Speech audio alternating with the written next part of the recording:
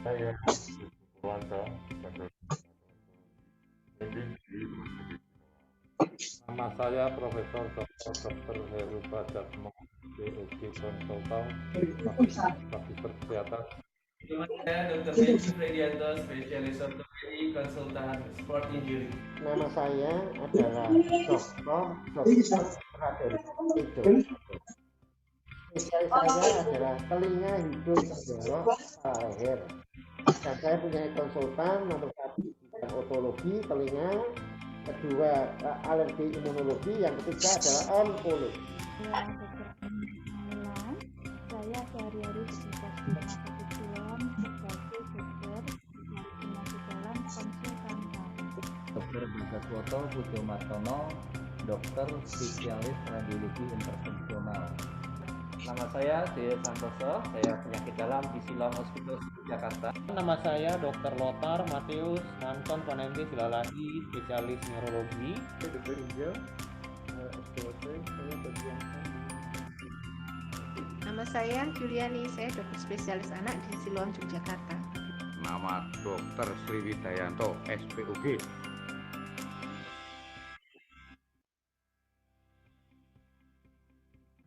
Protokol kesehatan di Siloam Jogja sudah cukup memadai. Kalau cukup luas polikliniknya dan cukup bagus polikliniknya, dan kami dengan pasien itu jaraknya bisa 1,5 meter dan ada tutup dari plastik tebal supaya kita tidak tertular. Tidak hanya pasien, ini kemudian tiap minggu kita dilakukan tes. Buat saya safe dan buat pasien pun safe. Itu kita suhunya tangan ya, dengan masker. Screening pada waktu kita datang ke rumah sakit boleh juga tempat-tempat ruang tunggu pasien itu tempat duduk. Mengisi formulir itu.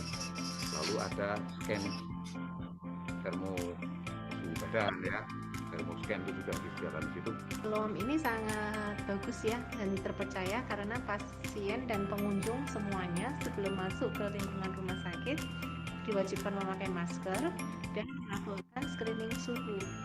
Dan kalau berhubungan dengan ini tetap ya harus pakai face shield ya. Jadi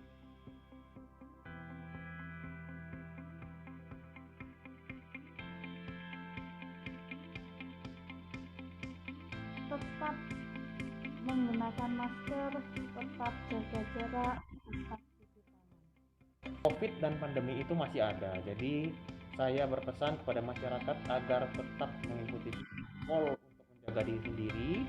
Ada masker yang benar, kemudian social distance, dan jaga. Kalau kita keluar rumah harus pakai masker. Kalau perlu pakai kacamata Google, itu yang penting. Atau kacamata yang agak lebar, penting sekali. Adalah tetap di rumah, stay at home. Keluar memang diperlukan atau memang ada keperluan yang mendesak, tetap jaga diri, tetap jaga kebersihan, jaga higienitas, dan tentu saja tetap jangan lupakan cuci tangan. Tetap berdoa, semoga kita semua diberikan kesehatan dan keselamatan. Amin.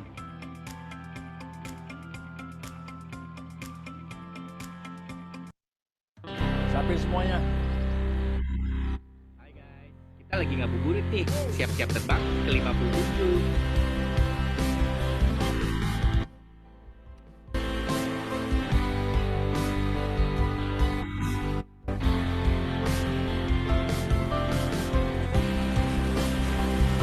Monitor deh. Oke. Ini tolongin gua. Tolongin woi. Awas. Jangan mengalah, pada lengah. Cepat ambil kendali, jangan tunggu nanti. Halo, Siloam Hospital. Kita butuh ambulans sekarang.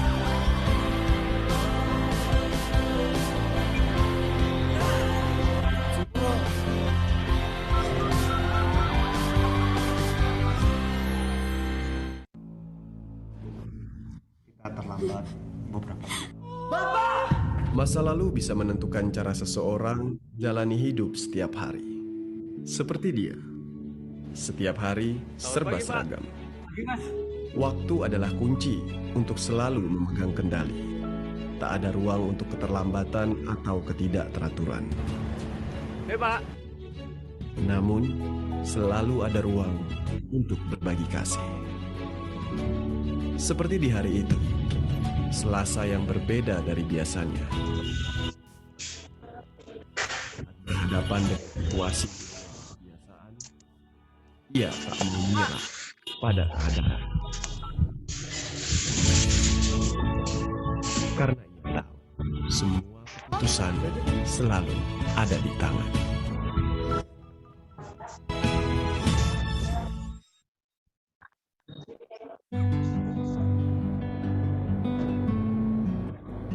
Begitu banyak perjumpaan dalam hidup kita. Hai, apa kabar? Ada sapa yang diujar, ada nomor yang ditukar. Ada yang berhasil menemukan cinta. Ada yang terpuaskan lapar dan dahaganya.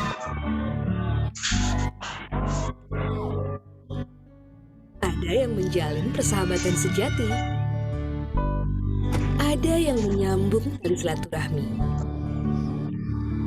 Dan ada yang bekerja sama.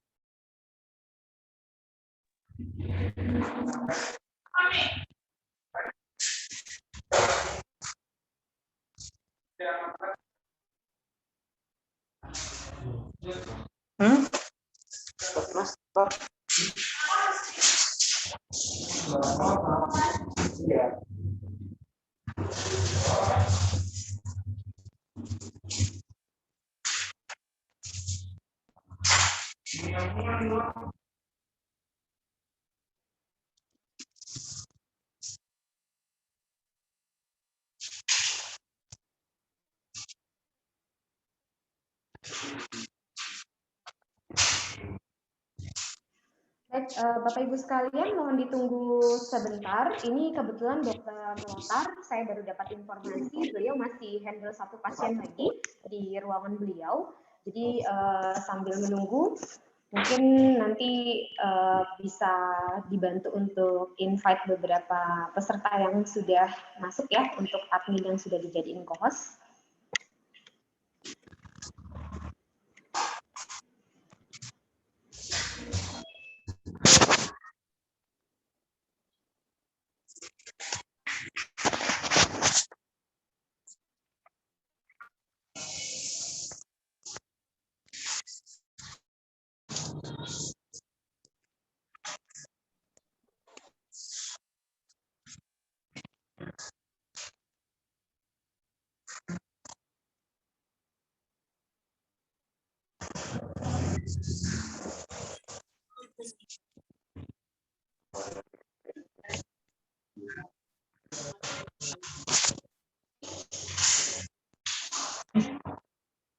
Ada seorang pun yang tahu kapan datang situasi tak terduga. Tetap tenang, tak perlu khawatir. Cepat ambil kendali dengan satu nomor kunci. Tunjuk kepedulian terhadap pasien adalah hal utama. Memberikan kekuatan untuk terus berjuang dengan aksi respon cepat dan tanggap. Jangan mengalah pada lengah. Antisipasi situasi yang tak terduga. Penanganan yang tepat akan menyelamatkan jiwa. Cepat tanggap dalam bertindak. Memacu harapan untuk hidup. Berlomba dengan waktu untuk satu tujuan. Pentingnya waktu dalam setiap detiknya.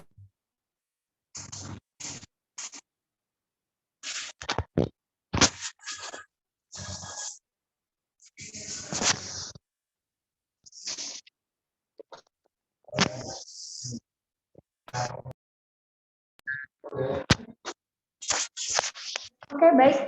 Sepertinya Dokter Lotar sudah join, sudah selesai dari pasien ya dokter ya? Ya, siap. Baru selesai ya, Mbak Rizka. Ya, baik dokter.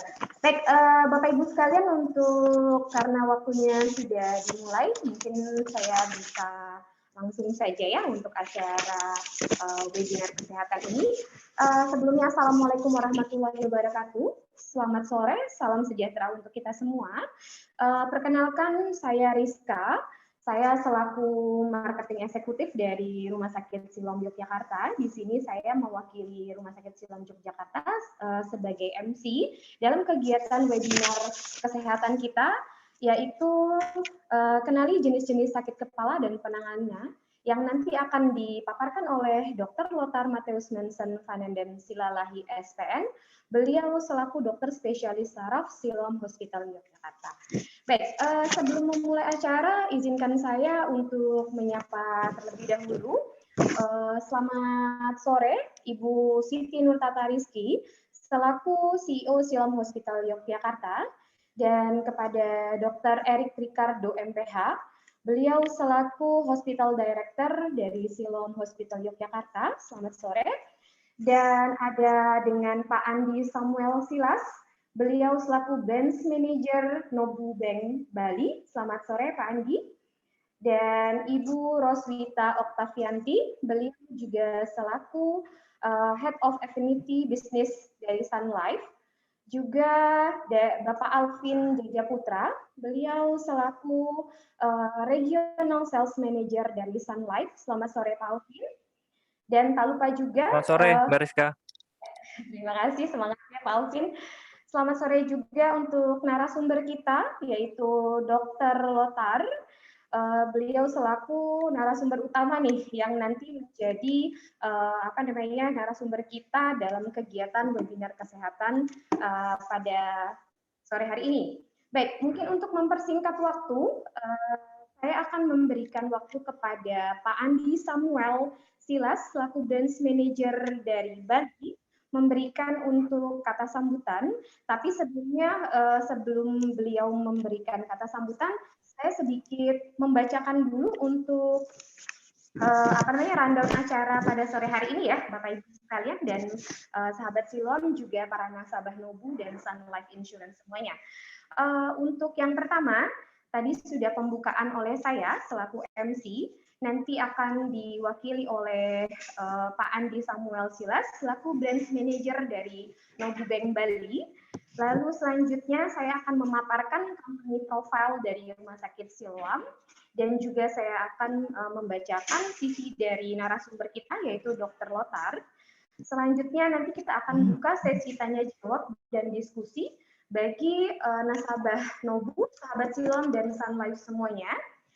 Dan yang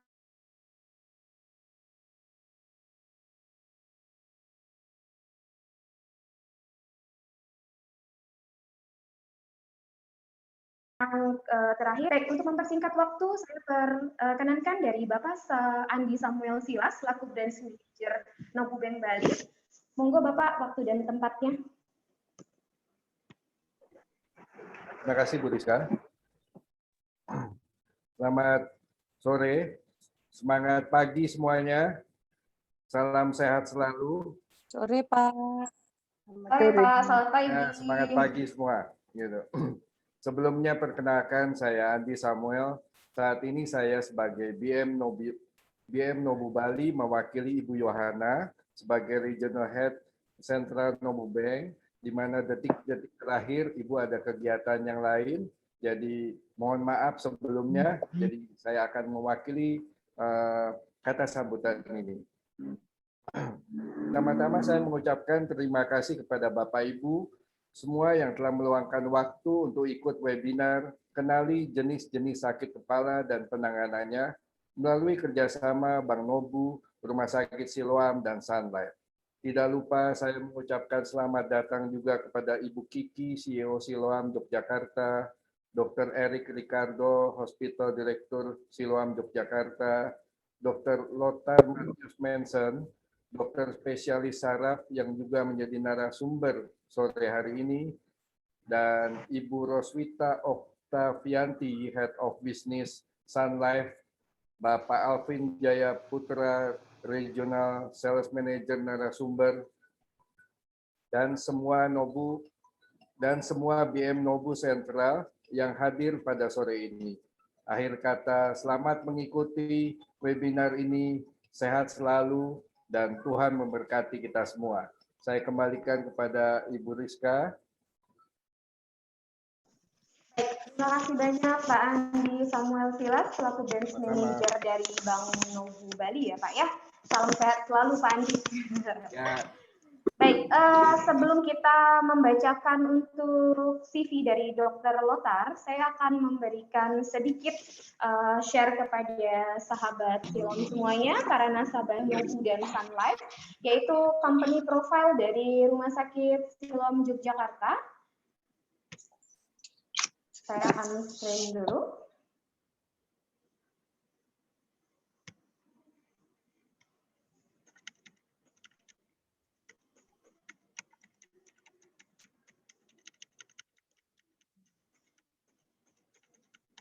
Mohon maaf, mohon ditunggu. Ini sedikit loading.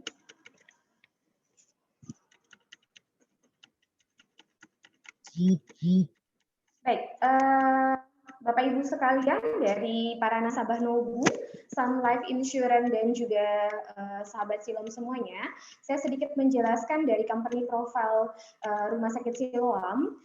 Di sini Rumah Sakit Siloam Yogyakarta ini terletak di Jalan Laksda Adi Sucipto. Tepatnya kita satu gedung dengan Lipo Plaza dan juga Nobu Bank ya. Nah, di sini kami merupakan rumah sakit umum dengan tipe C, namun fasilitas kami adalah tipe B. Kami sudah berdiri sejak tahun 2017 dan kami mempunyai fasilitas-fasilitas yang mana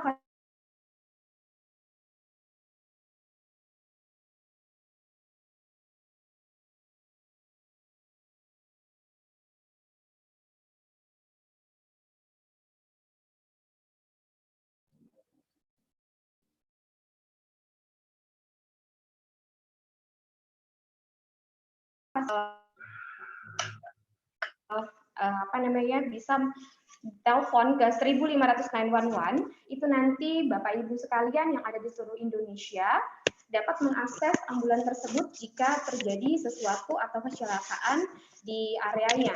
Dan kita juga mempunyai fasilitas seperti stroke, emergency, dan kecelakaan otak dan jantung. Untuk selanjutnya kami mempunyai layanan rawat jalan. Untuk rawat jalan kami, ini untuk ruang tunggunya di lantai 1, rawat jalan kami ada di lantai 1.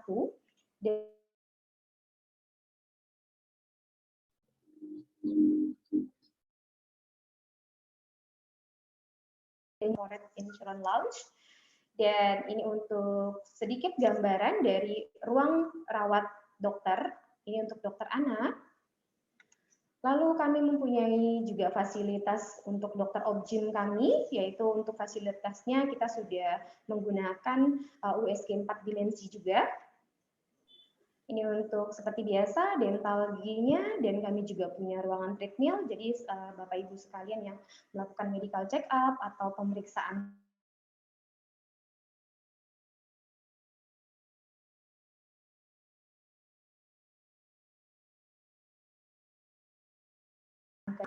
sementara untuk 4 kamar terlebih dahulu, yang mana kamar kelas basic ini yaitu setara dengan kelas 3.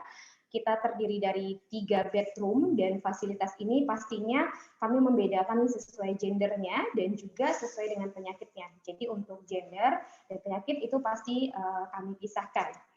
Untuk fasilitas kamar standar ini terdiri dari 2 bed, yang mana perbedaannya dengan kelas 1 juga deluxe ini juga 2 bed, hanya beda di TV. Kalau di kelas 1 itu fasilitas TV-nya per pasien itu satu-satu, sedangkan yang kelas 2 itu TV-nya sharing. Dan juga di kelas 1 itu sudah mempunyai untuk ini juga kulkas. Dan sementara untuk saat ini Siloam Jogja sudah mempunyai fasilitas yang paling tinggi sementara ini, yaitu di VIP, di mana kamar VIP kita ini satu bed satu pasien, dan juga untuk penunggu pasiennya kita sediakan yaitu sofa bed. Dan ini fasilitas radiologi kami, di mana radiologi kami juga mempunyai alat yang canggih, yaitu MRI. Kita sudah mempunyai kapasitas 1,5 Tesla, dan di mana CT scan kita di 128 slice, dan juga X-ray toraks, panoramik untuk pemeriksaan gigi, serta USG 3 dimensi, baik pun 4 dimensi. Ini untuk gambaran dari CT scan kami, dan ini untuk MRI-nya kami. Ini untuk gambaran dari X-ray toraks. Nah, untuk dokter-dokter kami sudah mempunyai 90%, bahkan dokter kami sudah bergabung di Rumah Sakit Siloam Yogyakarta. Dan our client kami di sini, ini saya hanya sebagian saja gambaran, kita sudah bekerja sama lebih dari 500 insurance, bahkan corporate juga se-Indonesia, bahkan untuk Sun Life dan Nobu juga sudah menjadi rekanan kami. Dan ini paket-paket kami sekilas yang update. Kita juga punya fasilitas paket kamar isolasi COVID, yang mana paket ini sangat terjangkau sekali. Dan kita juga melayani kebutuhan untuk antigen dan PCR selama 24 jam selama 7 hari. Jadi saat Bapak Ibu sekalian, sahabat Siloam dan nasabah Nobu serta Sun Life membutuhkan layanan untuk swab antigen ataupun PCR, kami dapat melayani 24 jam dalam seminggu. Dan ini juga paket serologi kuantitatif, yang mana jika Bapak Ibu sekalian sudah melakukan vaksinasi, dan setelah vaksin kedua, jeda 14 hari nanti Bapak Ibu bisa mengecek titer antibodi, sudah seberapa terbentuknya antibodi dari Bapak Ibu sekalian setelah vaksinasi. Dan kita juga punya paket ini untuk paket promo kita juga, kita ada paket promo HD, dan di sini juga ada deteksi dini kelainan saraf, MRI, dan ini termasuk salah satunya nanti Dokter Lothar juga bergabung dan dalam pemeriksaan deteksi kelainan saraf MRI ini. Ini ada paket USG, paket tonsilektomi atau operasi amandel, dan tes alergi juga. Dan kita juga mempunyai paket-paket untuk melahirkan dengan harga-harga yang sangat terjangkau dan bersaing. Ini untuk paket pap smear dan paket persalinan dan persiapan juga. Sekilas untuk paket-paket operasi kami. Nah, ini keunggulan yang kami bilang tadi, kita mempunyai fasilitas ambulan yang siap melayani dalam keadaan dan penjemputan dalam keadaan darurat apapun. Untuk nomornya jangan lupa dicatat di 1500 di 911. Ini untuk letaknya. Oke, mungkin sekilas dari company profile saya sore hari ini. Selanjutnya saya akan membacakan untuk dari CV narasumber kita sebelum kita memasuki materi dari Dr. Lothar.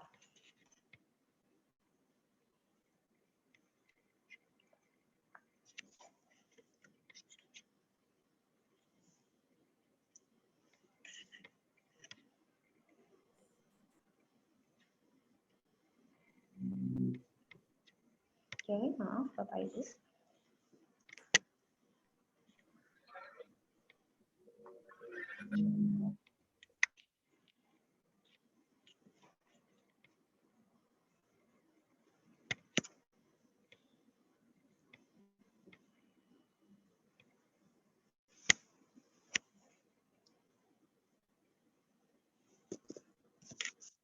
Mohon maaf ya Bapak Ibu ya, ini sedang loading.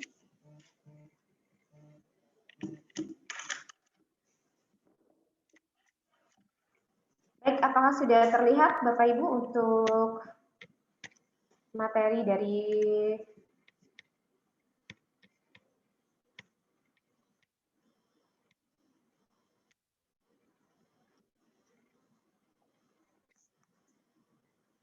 Baik, saya akan membacakan untuk CV dari Dr. Lothar.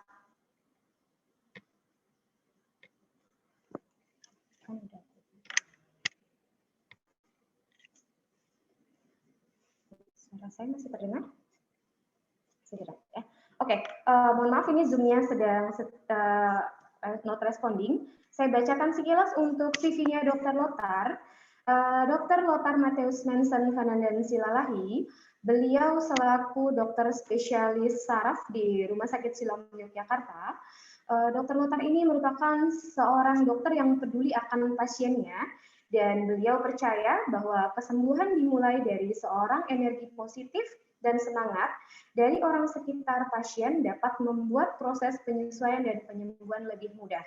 Untuk CV Dr. Lothar tersebut adalah pendidikan beliau di S1 Fakultas Kedokteran, program studi pendidikan dokter Universitas Gadjah Mada tahun 2011, dan beliau juga menjalankan program profesi kedokteran Universitas Gadjah Mada di tahun 2013, dan beliau juga menyelesaikan pendidikan beliau yaitu program pendidikan dokter spesialis neurologi atau saraf di Universitas Gadjah Mada tahun 2019.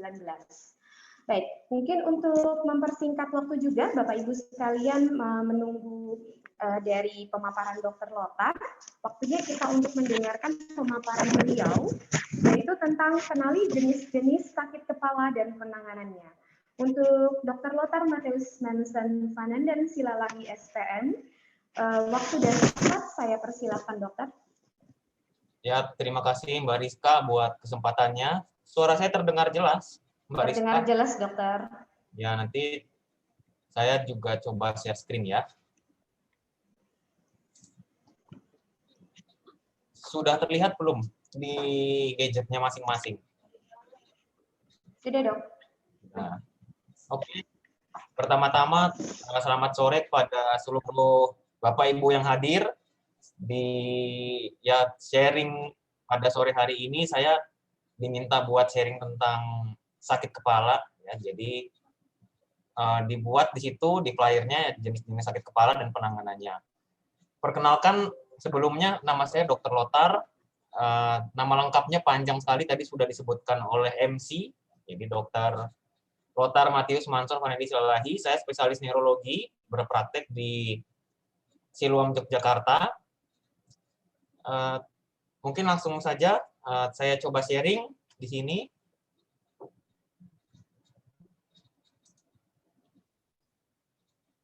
Ya, sebelum masuk ke materi, di era pandemi seperti ini adalah salah satu tantangannya ya, di mana kita semua serba digital, dan Bapak dan Ibu juga dari pagi sudah bekerja, mungkin juga kebanyakan 90% pekerjaannya menghadap layar semua, sehingga ya ini jadi salah satu tantangan di mana biasanya kalau ada pertemuan 5 menit pertama semangat, 5 menit kemudian laptop yang menonton atau kita tidak mengikuti. Tapi saya usahakan tidak seperti itu karena nanti akan ada hadiah menarik buat para Bapak dan Ibu yang bertanya ya, kalau nggak salah penanya terbaik, dan saya akan coba berikan secara singkat dan diusahakan sejelas mungkin dan yang berhubungan dengan kegiatan sehari-hari kita. Ya, Bapak dan Ibu, untuk sakit kepala sendiri, mungkin secara awam banyak juga dibilang kata gantinya adalah pusing. Secara medis dua hal yang berbeda. Jadi kalau misalnya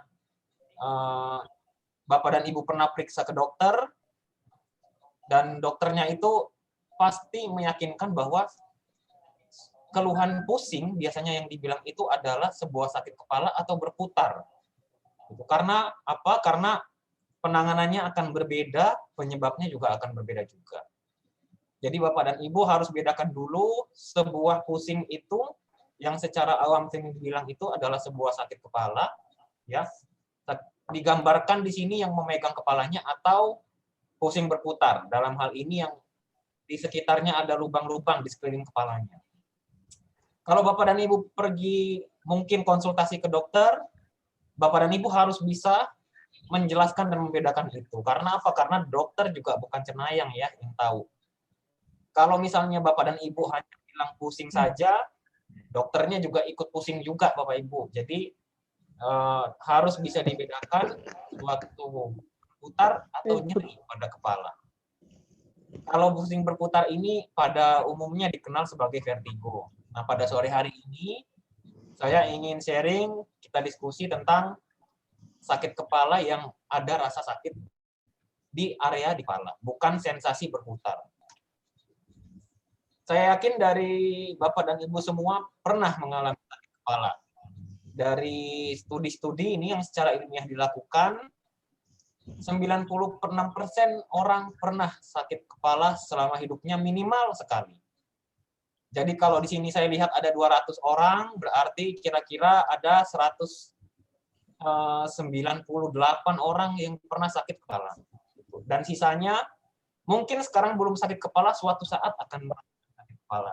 Dan sakit kepala ini dari banyak penelitian ternyata lebih banyak dialami oleh wanita. Nah, ini adalah lokasi sakit kepala ya. Jadi sakit kepala itu bisa di area dahi, meluas, bahkan area leher di belakang itu juga merupakan area yang kita bisa bilang atau secara medis juga bisa dikatakan adalah sakit kepala itu areanya bisa sampai leher. Jadi dari gambar ini saya ingin tunjukkan bahwa ini keluhan-keluhan yang paling banyak juga saya temui di sehari-hari. Jadi sakit kepala meskipun keluhannya adalah di leher atau tengkuk, tapi secara medis, secara anatominya dia masuk ke area kepala.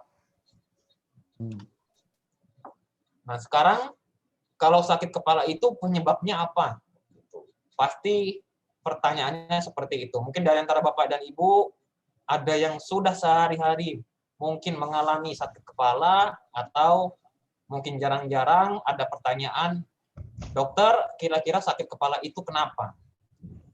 Nah, sakit kepala itu bisa merupakan adanya suatu gangguan di area kepala. Nah, kita bagi dua nih Bapak Ibu. Area kepala itu bisa sumber sakitnya itu dari dalam kepala, atau dalam hal ini adalah otak dan area di sekitarnya, atau di permukaannya.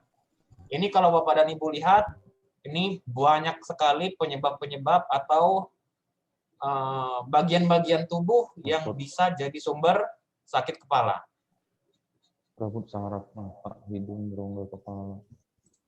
Di dalam kepala sendiri, contohnya itu adalah otak, selaput otak, saraf, ya, di dalam kepala itu banyak sekali saraf. Kemudian tulang, ini bisa menyebabkan sakit kepala. Kemudian, tapi sakit kepala itu nggak cuma karena sakit yang di dalam tengkorak saja. Di permukaan wajah kita, wajah Bapak dan Ibu semua bisa jadi sumber sakit kepala. Misalnya apa? Otot. Selaput-selaput otot, di luar, di kulit kita juga ada saraf, bisa menyebabkan sakit. Organ-organ penglihatan, mata, hidung, tulang, gigi, telinga, leher, semuanya itu bisa jadi sumber penyebab sakit kepala, dan ini adalah hal-hal yang harus dibedakan. Gimana membedakannya nanti saya coba kasih tips-tips, clue yang bisa menyebabkan atau kira-kira jadi kata kunci, oh ini mungkin sakit kepalanya dari gigi, atau dari mata, atau dari hidung. Tapi kira-kira gambarannya ini, sehingga jadi kalau misalnya Bapak dan Ibu ke dokter, dokter itu harus bisa membedakan ini sakit kepalanya, membedakan yang mana yang pasti menyebabkan sakit kepala dari suatu keluhan.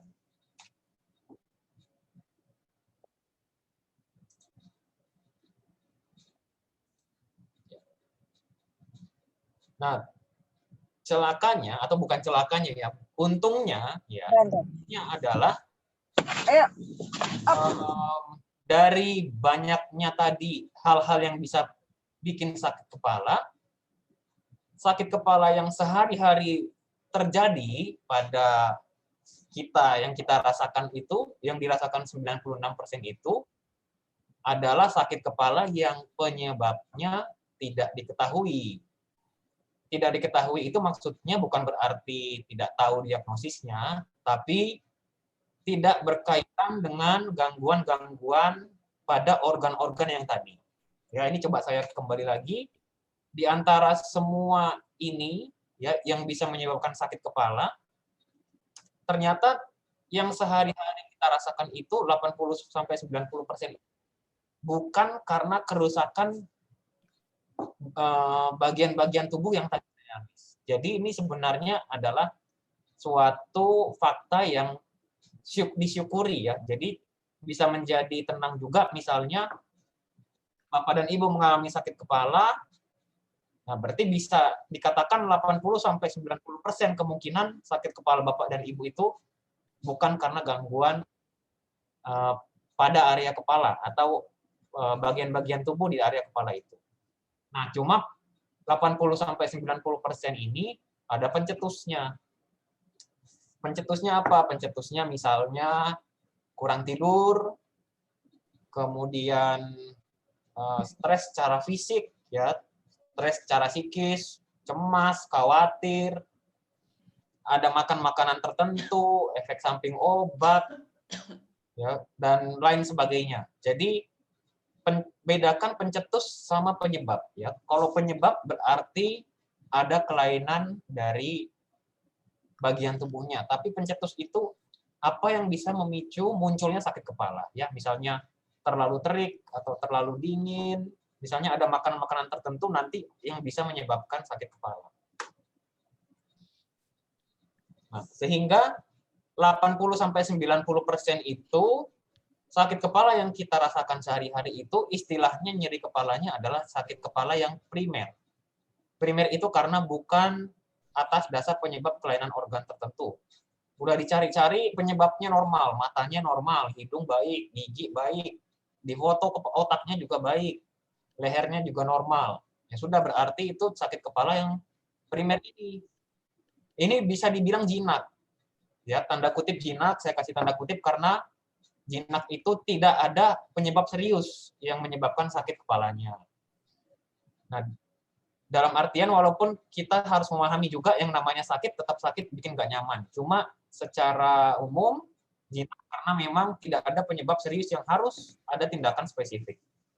Biasanya sakit kepala kayak gini itu kronis, sehari-hari dirasakan, tiap hari sakit, atau mungkin gampang kambuh, ada pencetus-pencetus tertentu bisa kambuh, sehingga justru sakit kepala kayak gini yang sering kali saya temukan juga itu yang bikin khawatir. Karena apa? Karena dirasakan sudah lama, dirasakan bahkan sudah tahunan, tapi justru itu yang menyebabkan orang kadang bertanya, loh kenapa ya sudah setahun, apa saya stroke, apa saya tumor, apa saya kanker, dan sebagainya.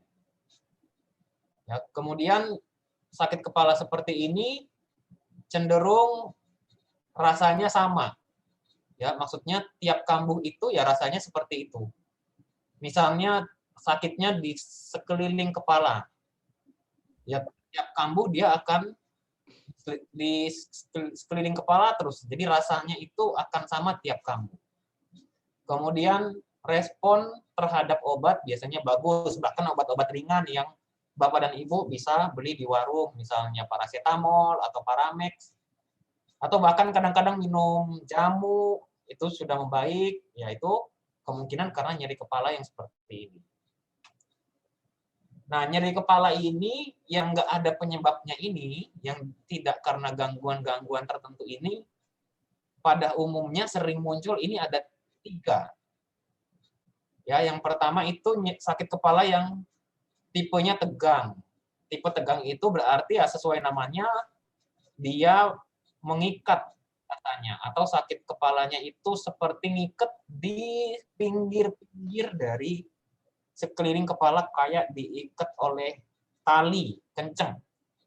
Gitu. Itu dari medis istilahnya nyeri kepala tipe tegang atau bahasa Inggrisnya tension headache. Yang kedua, yang saya yakin Bapak dan Ibu sudah sering mendengar, banyak juga masuk di iklan-iklan adalah migrain. Nah, yang ketiga adalah yang mirip migrain, cuma dia lebih sakit, rasanya dalam kambuh. Tapi saya ingatkan lagi, dari 3 ini adalah tipe sakit kepala yang tidak ada penyebab gangguan organnya. Ya, jadi ini sakit kepala yang memang jinak tadi saya bilang ya. Gimana membedakannya? nanti di slide berikutnya akan saya jelaskan. Nah, ini kalau nyeri kepala tipe tegang mungkin termasuk yang paling banyak dirasakan. Ya, ada di seluruh sakit kepala, rasanya kayak diikat, kayak ditekan, kayak kepalanya berat, diremes, seperti itu. Tapi nyeri kepalanya itu nggak sakit banget. Ya, ringan atau mungkin sedang. Maksudnya dirasakannya itu nggak sampai mengganggu aktivitas, nggak sampai bikin harus absen kerja, nggak sampai tidurnya terganggu. Dan karena ringan, jadi tidak ada mual muntah. Nah, ini adalah nyeri kepala tipe tegang.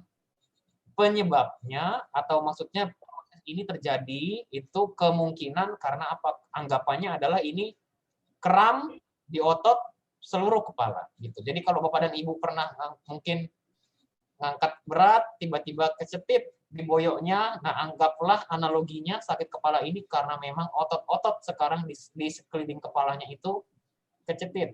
Ya, atau kaku atau kram.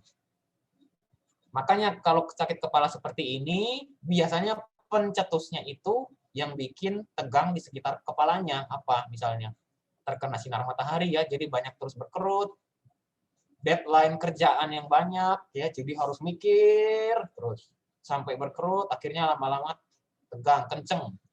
Kemudian ya yang kita bisa lakukan di pandemi ini, ya lihat layar, meeting pakai Zoom, lihat kamera, posisi harus duduk, sementara juga sambil konsentrasi. Nah, itu akan membuat kontraksi atau tegangan otot di sekitar kepala, sering memunculkan ini, sakit kepala tipe tegang. Kemudian yang kedua, migrain. Nah, migrain ini saya yakin Bapak dan Ibu juga sudah paham dan sudah tahu juga ya. Ada berdenyut, biasanya bilang cekot-cekot atau nyut-nyutan.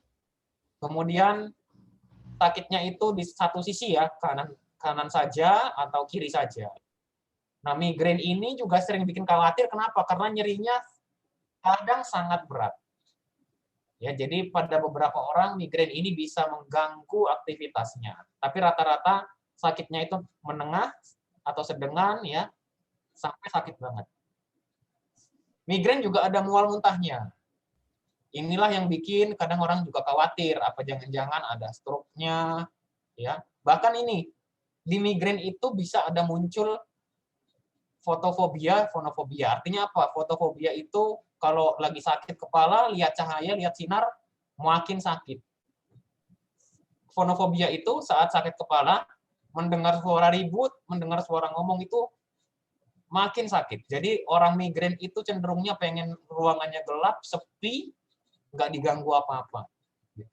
Kemudian ada aura juga. Aura itu sebelum kambuh adalah tanda-tanda bahwa nyeri kepalanya itu akan kambuh. Orang migrain banyak yang ada auranya. Jadi orang migrain itu pasti akan tahu kalau nyeri kepalanya akan kambuh. Karena apa? Karena gejalanya jelas. Misalnya kelap-kelip cahaya di matanya, mendengar sesuatu atau cium bau-bau nggak enak, gitu. Atau lehernya kenceng, jadi banyak sekali auranya. Tapi inilah yang sering dikhawatirkan karena apa? Karena memang gejalanya gejala saraf ya, jadi kadang-kadang ada kilatan-kilatan cahaya, lihat hitam di pandangan matanya, gitu. Padahal itu sebenarnya adalah aura sebelum atau sebagai tanda bahwa migrainnya akan kambuh. Nah, kemudian yang ketiga ini mirip sama migrain. Ya, jadi dia sakit kepalanya ada di satu sisi juga, cekot-cekot juga, nyut-nyutan juga, cuma lebih spesifik di mata atau belakang mata. Ya, dan ini nih saya bilang ya, sakit banget ini. Ya, ini juga yang bikin orang jadi khawatir atau sering menganggap ini sakit kepala karena ada kelainan di otaknya, padahal sebenarnya enggak. Ya. Pada nyeri kepala tipe klaster ini istilahnya bahwa ada gejala-gejala yang ikut di mata yang sakit. Jadi misalnya matanya jadi bengkak, matanya jadi merah, terus nyerocos, hidungnya mampet, bumpet, kemudian mungkin tersumbat, ya. Jadi seperti itu saat nyeri kepalanya muncul. Tapi ketika nyeri kepalanya hilang, orangnya biasa, kerja biasa, nggak ada kelainan apa-apa, tapi tiap muncul sakit banget, menderita sampai harus off dari kerjanya, izin kerja. Jadi karena perlu untuk mengurangi nyerinya. Nah, itu tadi saya ulangin lagi ya, 3 jenis kepala yang paling sering, yang sebenarnya kalau dicari-cari tidak ada kelainan dari organnya. Nah, sekarang yang perlu kita diskusikan, yang kita sharingkan adalah gimana mengetahui bahwa suatu nyeri kepala itu perlu kita curigai, ya. Karena apa? Karena kita yang ngerasain, kita perlu curiga ada gangguan-gangguan spesifiknya di bagian tubuh kita. Nah, paling gampang apa? Tandanya bahwa sakit kepalanya itu bukan sakit kepala yang tadi, yang primer itu. Gitu. Tandanya gampang sekali, Bapak Ibu. Salah satunya adalah, misalnya saat sakit kepala, dirasakan ada pandangannya menurun, atau kabur, atau jadi nggak jelas. Berarti bisa dibilang, ini ada gangguan dari matanya. Atau misalnya saat sakit kepala, lagi pilek, lagi flu, lagi batuk. Berarti itu sakit kepalanya berkaitan dengan telinga, hidung, atau tenggorokan. Ya, kemudian sakit kepalanya itu ada rasa kenceng, ada kaku di lehernya, kemudian kok ada kesemutan sampai ke tangan. Nah, itu kemungkinan bisa jadi salah satu tanda bahwa sumber sakit kepalanya itu adalah dari saraf-saraf di leher. Jadi, sakit kepala itu perlu dicurigai adanya penyebab, khususnya kalau ada gejala tambahannya atau gejala ikutannya yang sesuai dengan organnya atau bagian mana yang terganggu. Gitu. Nah, sekarang saya ingin juga bagikan bagaimana untuk nyeri sakit-sakit kepala yang stroke, gimana penandanya.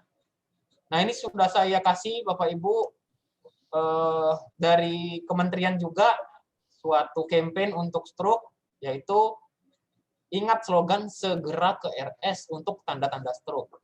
Ya, ini sekalian saya review juga ya, mumpung di sini. Jadi contohnya adalah segera ya, se itu senyumnya nggak simetris atau mencong ke salah satu sisi. Kemudian se ini juga tiba-tiba menelan sulit, tersedak, gitu. Yang kedua ge, ge itu adalah gerak separuh badannya itu terganggu atau lemah tiba-tiba. Itu salah satu tanda dan gejala stroke juga. Segera, ra ini adalah dari bicara. Ya, bicaranya pelo, perot, atau tiba-tiba bicara yang tidak dapat dikendalikan. Atau orang dengar jadi nggak nyambung, gitu, secara mendadak. Nah, ke-nya ini adalah kebas atau kesemutan atau baal satu sisi tubuh. Kemudian ra, ra itu rabun. Nah, jadi tadi yang saya bilang, kalau sakit kepala ada rabun, tiba-tiba salah satu matanya pandangannya kabur, mungkin juga bisa jadi salah satu gejala stroke. Tapi itu kan gejala penglihatan ya. Sekarang, bagaimana hubungannya dengan tema kita yang sakit kepala? Nah, sakit kepala perlu dicurigai sebuah stroke kalau ini bisa Bapak Ibu sendiri baca, yaitu sakit kepalanya hebat, munculnya tiba-tiba, dan tidak pernah dirasakan sebelumnya sakit kepala kayak gini. Itu ya, itu clue-nya ya Bapak Ibu ya, sakit kepalanya sakit banget, kemudian mendadak, maksudnya mendadak itu sebelumnya biasa, nggak ada gejala apa-apa, tiba-tiba sakit kepala, terus muncul sakit sekali ya. Kemudian ditambah akan diperkuat gejalanya kalau kita ke arah stroke ya, maksudnya sakit kepala itu kalau tiba-tiba ada keseimbangan terganggu, terasa berputar atau gerak, bahkan jalan aja sulit kayak gitu. Nah, itu adalah salah satu nyeri kepala yang harus dicurigai, dan kalau ada rekan-rekan keluarga yang merasa seperti ini, jangan ditahan Bapak Ibu, jangan ditunggu dulu rapat-rapat keluarga atau nanya-nanya siapa, langsung ke UGD karena bisa jadi itu adalah sebuah kegawat daruratan seperti di stroke itu. Nah, kalau sakit kepala di stroke artinya apa, Dok? Jadi kalau stroke kan ada dua ya, ada sumbatan, ada perdarahan. Nah, yang bikin sakit kepala itu pada umumnya adalah stroke yang tipenya perdarahan. Ya, jadi pembuluh darah pecah, sementara kepala kita kan ruangnya cuma segini. Tapi ada pembuluh darah yang pecah memenuhi otak, akhirnya otaknya kalah, ya, terdesak oleh darahnya, sehingga muncullah sakit kepala. Umumnya kalau ada gejala sakit kepala tadi, maka berkaitan dengan stroke yang tipenya pembuluh darah yang pecah atau stroke perdarahan. Nah, sekarang untuk penanganannya bagaimana, dokter? Karena tadi kan sesuai dengan judulnya ya, penanganannya seperti apa. Yang pertama, maaf, ini belum sampai yang penanganan, jadi ini adalah ringkasannya ya. Jadi suatu sakit kepala itu perlu dicurigai ada gangguan dari organ-organnya atau dari bagian tubuh kita itu kalau perubahan pola. Perubahan pola itu maksudnya seperti apa? Jadi misalnya biasanya sakit kepalanya itu sebelah kiri. Ya. Suatu saat kambuh tapi ternyata sebelah kanan sekarang. Atau pindah-pindah. Nah, itu harus diperiksakan. Kemudian biasanya kambuh itu setengah jam selesai. Kemudian 6 bulan atau makin ke sini baru 1 jam selesai ya, atau 3 jam baru nyerinya hilang. Ya hilang, cuma kok makin lama. Nah, itu harus aware kalau sakit kepalanya ada bukan karena sakit kepala biasa. Terus frekuensi ini biasanya muncul sebulan sekali. Kok bulan depannya jadi 3 bulan sekali, bulan depannya lagi 10 kali sebulan. Itu juga tanda-tanda perubahan pola yang harus dipantau. Kemudian biasanya muncul itu ringan. Masih bisa kerja, Dok, tapi kok sekarang ini saya kalau muncul jadi nggak bisa kerja, nggak bisa ngapa-ngapain. Nah, ini harus hati-hati. Nah, terakhir perubahan pola respon obat. Respon obat itu gimana? Dok, saya minum Paramex saja 1 itu udah sembuh. 6 bulan ini kok nggak cocok gitu ya. Butuh 2, butuh 3 itu bahkan nggak ngilangi.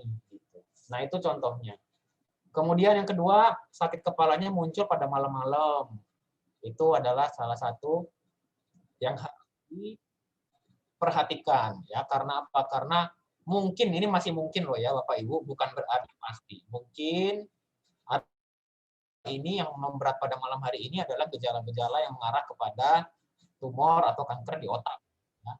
Terus yang ketiga tadi poin yang berhubungan dengan stroke ya. Jadi sakit kepalanya itu baru pertama kali, mendadak, sakit banget, nggak pernah sakit kepala kayak gini. Nah, itu harus langsung diperiksakan. Yang nomor 4 jelas ya. Sakit kepala ada demam, ada kejang, kemudian ada gejala yang tadi, pelo, perot, jadi pelupa, kalau minum tersedak. Nah, itu mau nggak mau harus dicurigai sakit kepalanya ini bukan sakit kepala injina itu.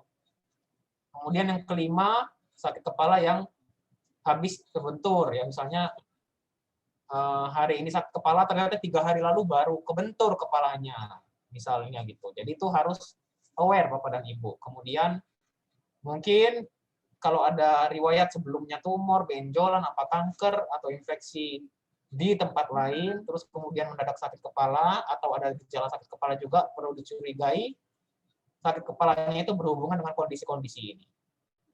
Ya, kemudian ada banyak pengobatan juga yang bisa menyebabkan sakit kepala. Kemudian misalnya ada kondisi penyakit penyertanya, contohnya HIV atau AIDS. Ya, ini adalah clue-clue yang bisa saya bagikan, yang sebenarnya sederhana tapi bisa menjadi pembeda atau bisa jadi perhatian kita bersama untuk sehari-hari kita.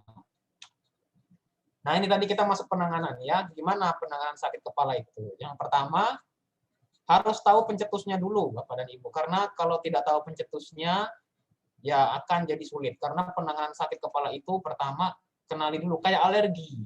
Ya, jadi hindari pencetus. Nah, hindari pencetus itu memang dengan telaten sakit kepalanya seperti apa.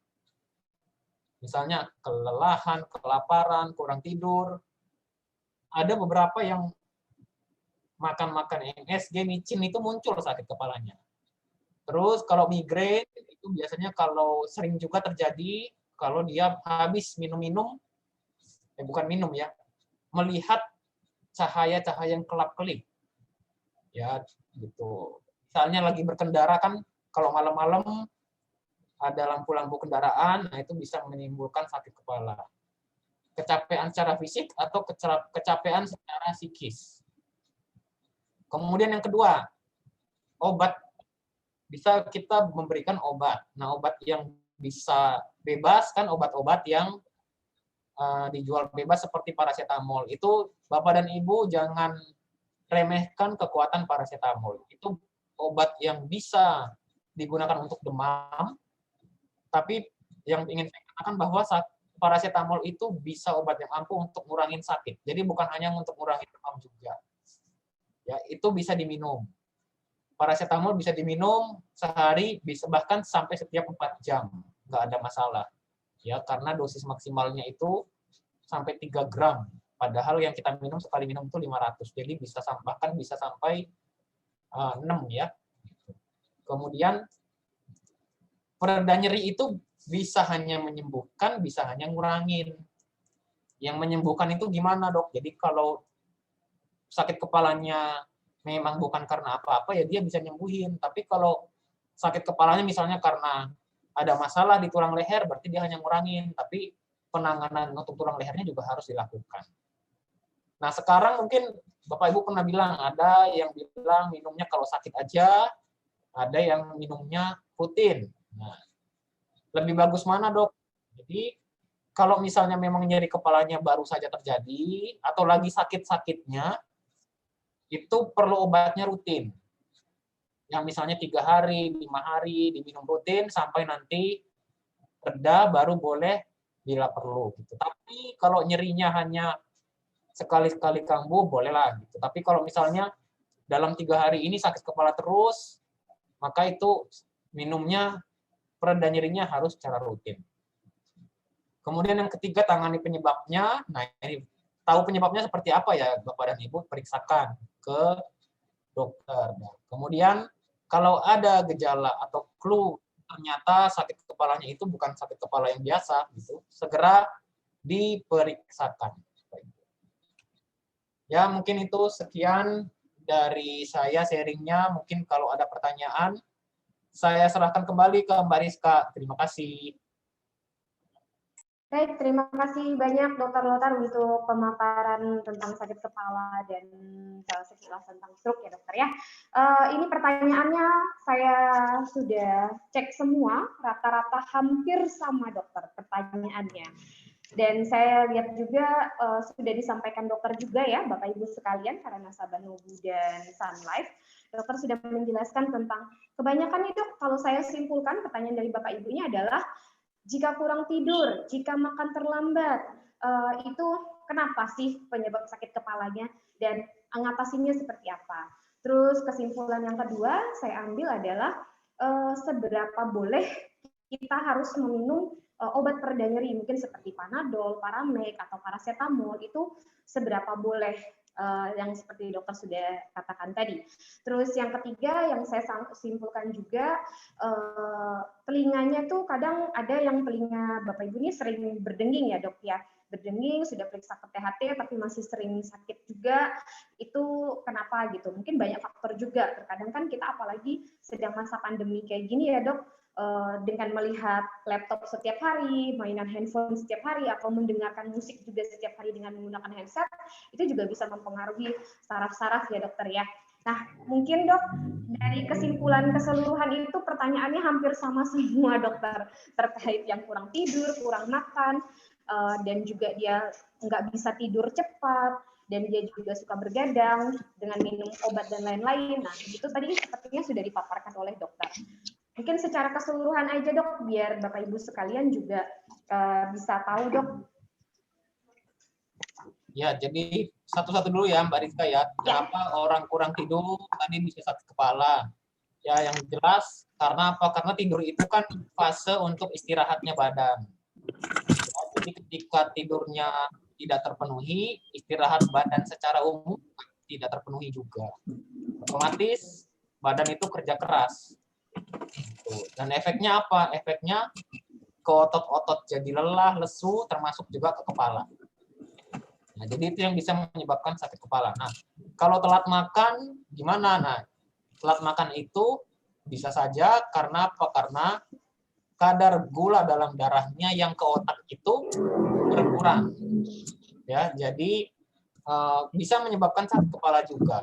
Ya, karena apa? Karena otak itu nggak bisa membuat makanan sendiri. Jadi dia memang hanya bergantung pasokan makanan dari darah. Jadi kalau telat makan, kebutuhan bahan bakar di otak berkurang, ya sudah, jadi muncullah otaknya itu jadi kayak ngambek ya, jadi kayak minta-minta, jadinya rasanya terefek atau berefek keluar.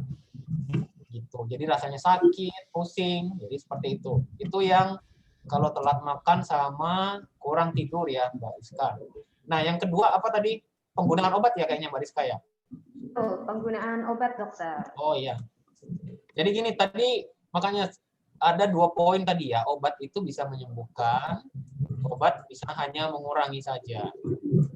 Kalau misalnya Bapak Ibu minum misalnya paracetamol 1 tablet sehari gitu, saat sakit kepala misalnya migrain ya, Bapak dan Ibu sudah tahu mengalami migrain, seminggu ini 2 kali kambuh, hari Senin, kemudian hari Kamis kambuh lagi, minum paracetamol 1, sembuh, hari Kamis minum lagi 1, gitu.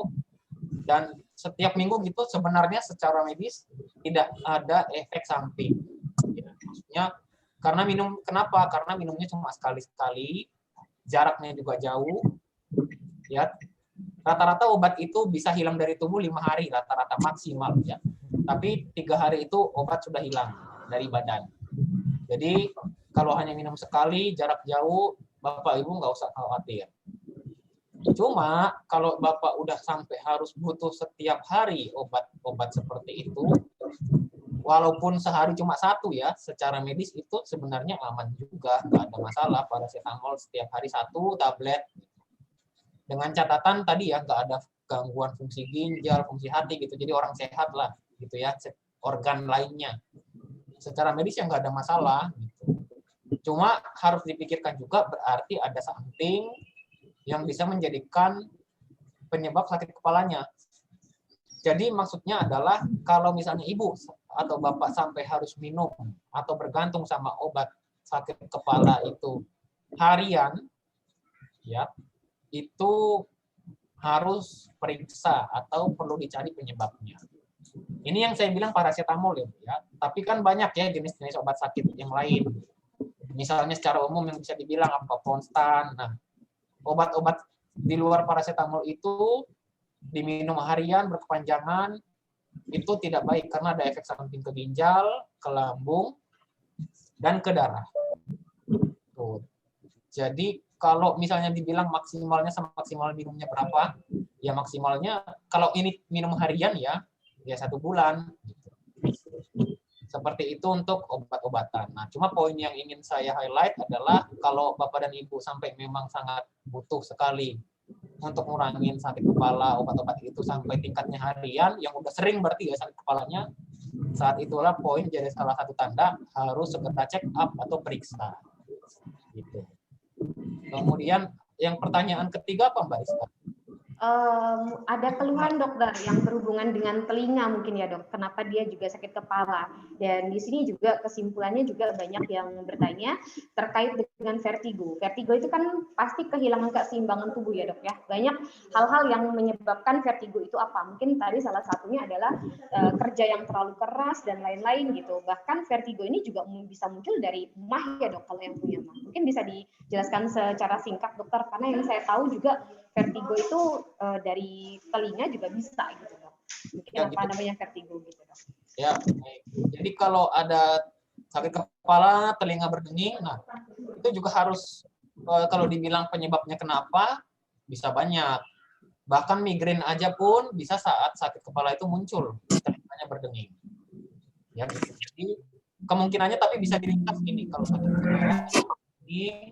Pertama itu nyeri kepala yang mungkin varian atau variasi dari migrain, atau yang kedua memang ada penyebab dari organ-organ di telinga. Organ telinga itu maksudnya yang dalam ya. Gitu. Jadi udah yang dekat-dekat di telinga dalam otak, bukan yang kita bisa lihat atau diperiksa dari luar. Gitu. Jadi singkatnya, ringkasnya kayak gitu. Apalagi misalnya telinganya menurun pendengarannya, jadi budak, nah kayak gitu bisa jadi dicurigai perlu untuk di-check up ke arah yang penyebabkan atau gangguan di telinga. Kemudian vertigo juga benar tadi kata Mbak Rizka bilang, vertigo itu bisa karena gangguan otak, bisa karena gangguan di telinga. Ya, jadi tergantung. Jadi orang vertigo bisa bareng-bareng sama sakit kepalanya muncul. Ya karena apa? Karena ya namanya badan itu bingung ya, nggak seimbang sehingga kepala itu juga merespon jadi sakit. Gitu. Nah, kalau vertigo itu juga bisa jadi gejala. Sebenarnya bukan gejala ya. Orang vertigo itu sering mual muntah. Mual muntah itu secara awam atau secara medis bisa dikaitkan dengan asam lambung. Sehingga memang vertigo dan asam lambung itu sangat berkaitan. Begitu juga asam lambung tinggi, vertigo tadi bisa menyebabkan sakit kepala. Jadi makanya 3 hal itu bisa saling berhubungan. Tergantung mana yang menyebabkan mana itu bisa ya saling menyebabkan mereka. Orang vertigo, ada mual muntah, sakit perut, atau rasa nggak enak pada perut. Muncullah gejala seperti asam lambung tinggi. Tapi orang yang asam lambungnya tinggi, terasa nggak nyaman pada perut, sehingga rasa nggak nyaman itu keikut-ikut ke kepala, jadinya rasanya sakit, dan sampai tahap tertentu bisa menyebabkan sensasi jadi rasa muter. Gitu. Ya kira-kira gambaran besarnya gitu ya, Mbak Rizka ya. Baik, terima kasih banyak dokter ya. Jadi kalau kita simpulkan sakit kepala itu bermacam-macam ya dok ya. Kalau secara ringan juga yang umum kita alami seperti sekarang ini ya dok ya. Tadi sudah dokter paparkan bahwasannya pengaruh dari kurang tidur, makan terlambat, lalu banyak juga kita aktivitas melihat komputer, bahkan bermain handphone, atau kita juga biasanya malam-malam sebelum tidur karena kita mau tidurnya supaya enak, mainan handphone dulu deh sambil tiduran, sambil lampunya mati, hanya sekedar layar handphone, itu juga bisa menyebabkan sakit kepala ya dok ya. Karena awalnya sakit kepala ringan, dikonsumsi obat, terus besoknya sakit lagi, obat lagi, justru itu juga malah membahayakan. Jadi intinya jika memang sakit kepala ini selalu berkelanjutan, itu lebih baik diperiksakan ya dok ya, karena kadang obat itu hanya sekedar pereda nyeri sesaat ya dok. Kita nggak tahu apa yang terjadi di otak kita. Gitu ya dokter ya, secara singkatnya ya dok ya. Iya, baik Bapak Ibu sekalian, pertanyaan-pertanyaan dari Bapak Ibu saya rasa sudah cukup jelas dipaparkan oleh dokter, materinya juga sudah disebutkan secara umum. Mungkin selanjutnya dokter bisa istirahat sebentar, kita akan masuk ke sesinya dari Pak Alvin Jajaputra, beliau selaku Senior Regional Sales Manager dari Sun Life, akan memaparkan materi terkait Sun Life. Untuk Pak Alvin, waktu dan tempat kami persilakan Bapak. Terima kasih Mbak Rizka. Ya. Selamat pagi dan selamat sore kepada tim Nobu, tim Siloam, dan juga teman-teman dari Sun Life. Sebelumnya saya sangat berterima kasih atas kesempatan yang diberikan kepada Sun Life untuk bisa memberikan materi dan juga bisa memberikan sharing. Hanya sebentar saja Bapak Ibu, sharing yang ingin saya sampaikan bahwa menyambung dengan apa yang sudah dibicarakan sama Dr. Lotos bahwa penting sekali kita bisa mengenali atau aware terkait sama penyakit yang diderita oleh dari sakit kepala. Mungkin bukan cuma dari sakit kepala ya dok, ada banyak juga harus beberapa sakit yang kita derita di tubuh kita harus kenali dan kita harus aware terkait dengan apa yang kita rasakan. Begitu juga terkait dengan insurance. Jika boleh saya share, dok, Mbak Rizka? Oke.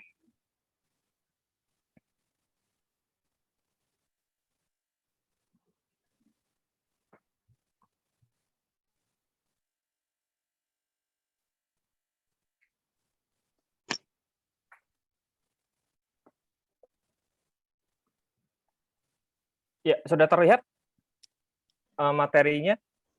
Sudah terlihat Pak Alvin. Oke, terima kasih. Menyambung tadi yang sempat disampaikan oleh Dr. Lotas bahwa kita harus aware terkait apa yang kita rasakan atau apa yang kita alami. Begitu juga dengan materi yang saya ingin sampaikan bahwa saya ingin sekali mengajak teman-teman atau Bapak Ibu sekalian untuk bisa aware terkait sama pentingnya untuk asuransi. Maka itu dari pembahasan ini, saya ingin sekali menyampaikan bahwa optimizing your protection with Prime Solution. Sebelumnya saya ingin memperkenalkan dulu, apa sih Sun Life? Siapa sih Sun Life? Kok tiba-tiba ada di eventnya Siloam, bisa berani untuk berbicara dan bisa melakukan sharing. Kami adalah Sun Life, kami adalah organisasi jasa keuangan internasional, tentunya kita berdiri di tahun 1865. Kami ada di Indonesia, selain di Indonesia kita juga ada di Kanada, Amerika Serikat, Inggris, Hong Kong, India, Tiongkok, Malaysia, dan Vietnam. Kami berasal dari tim Kanada. Lalu juga apakah Sun Life kuat di Indonesia atau seperti apa?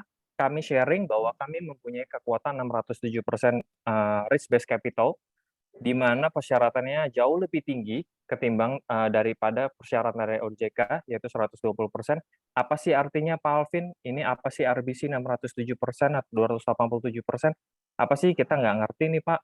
Artinya adalah bahwa Sun Life memiliki komitmen dan memiliki kekuatan apabila ketika seluruh nasabah yang ada di Sun Life mengajukan klaim, kami masih memiliki kemampuan untuk bisa membayarkan klaim Bapak Ibu sekalian. Contoh yang paling konkret. Ini adalah data klaim Sun Life periode kuartal 1 di tahun 2021. Bayangkan Bapak Ibu sekalian, total klaim yang sudah kami bayarkan adalah sebesar 86 miliar.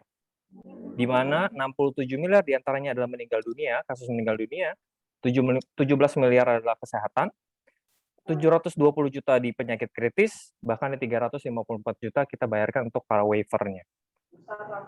Inilah yang mengapa kita bilang kita ingin memberikan sharing atau informasi kepada Bapak Ibu bahwa pentingnya insurance. Pertanyaan yang paling mendasar, ini pertanyaan yang paling umum sekali. Mengapa sih kita butuh asuransi? Kenapa sih Pak saya harus dengerin asuransi? Kenapa sih kita harus beli asuransi? Yes, masih ada resiko kehidupan yang akan kita hadapi dan pasti kita hadapi selama kita masih hidup. Apa itu resiko kehidupan? Apa saja resiko kehidupan? Kesehatan. Dengan berbagai macam materi yang Dr. Rotas sampaikan, itu adalah resiko kehidupan yang akan kita hadapi. Lalu, penyakit dan kecelakaan. Siapa yang tahu saat ini kita harus memakai masker hampir di seluruh tempat dengan COVID-19 yang menerpa di dunia ini. Kecelakaan pun kita tidak ada yang tahu kapan kecelakaan akan kita hadapi selama kita masih hidup. Lalu yang terakhir adalah kematian. Inilah resiko kehidupan yang akan kita hadapi selama kita masih hidup. Dan inilah alasan mengapa kita butuh asuransi. Pertanyaan lagi yang paling sering banyak ditanyakan oleh para nasabah kita. Kapan sih Pak Alvin waktu yang paling tepat untuk beli asuransi? Kapan? Kapan waktu yang paling tepat untuk membeli asuransi? Yes, ini jawaban yang paling tepat pada saat kita merasa masih belum butuh asuransi. Wah, apa ini Pak? Kok begini Pak jawabannya? Yes, pada saat kita merasa masih belum butuh asuransi, itulah waktu yang paling tepat kita untuk membeli asuransi. Contoh, saya kasih ilustrasi contoh singkat. Saya, tim asuransi, menawarkan Bapak A. Bapak A ketika usia 25 tahun, kita datang, kita tawarkan, oh ntar dulu Pak Alvin, saya masih mau meniti karir, nanti dulu aja ya. Oke, 30 tahun kita datang, di usia 30 tahun, Pak, ayo Pak ikut asuransi. Aduh, ntar dulu Pak, saya baru dapat kerjaan, saya mau meniti karir dulu nih, saya belum ada banyak kebutuhan yang lainnya. Oke, 40 tahun kita datang, Pak, ayo masuk asuransi Pak. Aduh, ntar dulu deh, saya baru nikah, saya baru mapan, saya baru punya anak, biaya saya masih tinggi Pak, nanti dulu ya. 45 tahun kami datang lagi, Pak, ayo dong Pak, masuk yuk Pak asuransi, penting loh untuk kesehatan Bapak sudah punya anak, keluarga, materi, Yuk masuk asuransi, kita proteksi semuanya, jiwa dan kesehatan Bapak. Aduh, Pak Alvin, ini saya juga masih di cover sama perusahaan nih, jadi nanti dulu aja deh. Sayang lupa, premi Bapak tuh masih udah 30 juta loh sekarang. It's okay, fine. Dilewatkan lagi. Ketika usia 50 tahun, nasabahnya datang. Pak Alvin, premi yang 30 juta itu masih berlaku nggak buat saya? Saya berapapun saya akan bayar deh Pak, preminya Pak. Saya yang penting asuransi bisa cover hidup saya. Kemarin saya baru dicek ke dokter. Memang sih ada penyumbatan pembuluh darah di jantung saya. Saya memang harus ada risiko untuk operasi pasang ring 1. Berapapun deh Pak preminya, saya bayar. Yang penting asuransi cover perlindungan saya ketika nanti saya akan operasi. Apakah asuransi bisa mengcover hidup Bapak A, Bapak Ibu? Belum tentu. Untuk itulah kenapa kapan waktu yang tepat untuk beli asuransi adalah di saat kita masih merasa belum butuh asuransi. Untuk itulah Sun Life menawarkan dan memberikan produk sebagai solusi perlindungan terhadap resiko kehidupan, yaitu asuransi Prime Solution kepada Bapak Ibu, nasabah Nobu, dan terutama Sun Life juga sudah berpartner dengan Siloam terkait dengan provider kesehatannya. Selain menjadi solusi perlindungan terhadap resiko kehidupan, Sun Life juga bisa memberikan membantu Bapak Ibu sekalian dalam pengembangan investasi yang tentunya dapat disesuaikan dengan profil resiko nasabah. Di Prime Solution ini pun kita memiliki satu rider unggulan, yaitu Sun Medical Platinum. Dari limit booster sampai dengan 40 miliar. Fasilitas cashless, dibayarkan sesuai dengan tagihan, santunan harian, bahkan perawatan sampai di luar negeri, bahkan yang lainnya, kita bisa berikan dengan produk Sun Medical Platinum. Pertanyaan lagi nih, selalu menjadi pertanyaan. Pak, saya sudah punya asuransi kesehatan dari kantor, dan juga saya punya BPJS. Saya berarti nggak perlu dong Pak punya asuransi lagi, atau asuransi tambahan, ataupun memerlukan Sun Medical Platinum. Salah. Bapak Ibu masih tetap memerlukannya. Kenapa? Di Sun Medical Platinum kita punya yang namanya manfaat tunai harian rawat inap. Itu sampai dengan 1.250.000. Di samping itu banyak banget tambahan manfaat lainnya dari Sun Medical Platinum yang belum tentu bisa di-cover oleh BPJS ataupun dari asuransi di kantor. Jadi inilah pentingnya Bapak Ibu punya asuransi, terutama punya produk Sun Medical Platinum. Saya ambil contoh, Sun Medical Platinum Plan A, ini yang paling selalu kita tawarkan ke nasabah karena ini produk yang paling oke. Pertama, perawatan di Indonesia, Malaysia, dan Singapura. Fasilitas kamar yang kita berikan eksklusif, 1 tempat tidur dan kamar mandi. Klaimnya cashless, bahkan sesuai tagihan hingga 3 miliar per tahun, limit boosternya 12 miliar, berlaku seumur hidup, dan bayangkan Bapak Ibu, premi mulai dari 72.000 per hari. Jadi coba bayangkan kalau kita bisa men-sacrifice Starbucks kita setiap harinya, di-convert untuk menjadi premi insurance, maka Bapak Ibu sudah beli produk asuransi yang tentunya bisa mengcover kehidupan Bapak Ibu untuk bisa jauh lebih sejahtera di masa tua. Sekian dari Sun Life. Jika ada pertanyaan, jika ada memerlukan produk lebih detail, informasi lebih detail, kami dari tim Sun Life dan juga dari tim Nobu tentunya siap untuk memberikan penjelasan lebih detail. Bapak dan Ibu bisa mengunjungi setiap kantor cabang Nobu terdekat, dan itu dari tim Sun Life dan dari tim Nobu akan memberikan penjelasan yang jauh lebih detail dan pastinya akan sangat menarik buat Bapak Ibu sekalian. Terima kasih dari Sun Life. Saya kembalikan lagi dengan Mbak Rizka. Baik, terima kasih banyak Pak Alvin untuk penjelasannya, sangat edukatif sekali. Karena sekarang banyak sekali ya Pak ya asuransi-asuransi yang menjanjikan hal-hal yang begini gitu, tapi ternyata terkadang banyak yang zonk juga ya. Nah, Yes, Pak betul. Alvin, saya mau nanya sedikit nih. Boleh, Kalau Pak. untuk Sun Life sendiri, apakah dengan penyakit-penyakit berat seperti yang disebutkan Dokter Lothar tadi, stroke dan seperti diabetes atau yang berhubungan dengan penyakit penyerta ya kalau kita bilang ya komorbid ya, apakah itu juga bisa mengcover Pak? Karena semakin tua kita, semakin banyak penyakit kita, biasanya itu akan semakin mahal dong untuk fasilitas kesehatannya. Nah, dari Sun Life sendiri apakah itu bisa mengcover Pak? Mohon penjelasannya. Oke. Kalau dari Sun Life sendiri sebenarnya untuk beberapa penyakit tersebut bisa di-cover Mbak Rizka. Asalkan pada saat masuk ke dalam insurance, beliau masih belum punya historical. Untuk itulah kenapa tadi di materi saya selalu saya tekankan kapan waktu yang tepat untuk membeli asuransi. Bukan pada saat biasanya kebanyakan orang selalu ngincar untuk beli asuransi pada saat dia sudah tahu bahwa, aduh saya udah punya penyakit, aduh saya udah terkapar di rumah sakit, waduh saya kayaknya udah punya historical penyakit yang cukup kritis nih, saya harus buru-buru cari asuransi. Itu yang kebanyakan beberapa orang di Indonesia salah menangani asuransi. Kenapa? Asuransi adalah proteksi.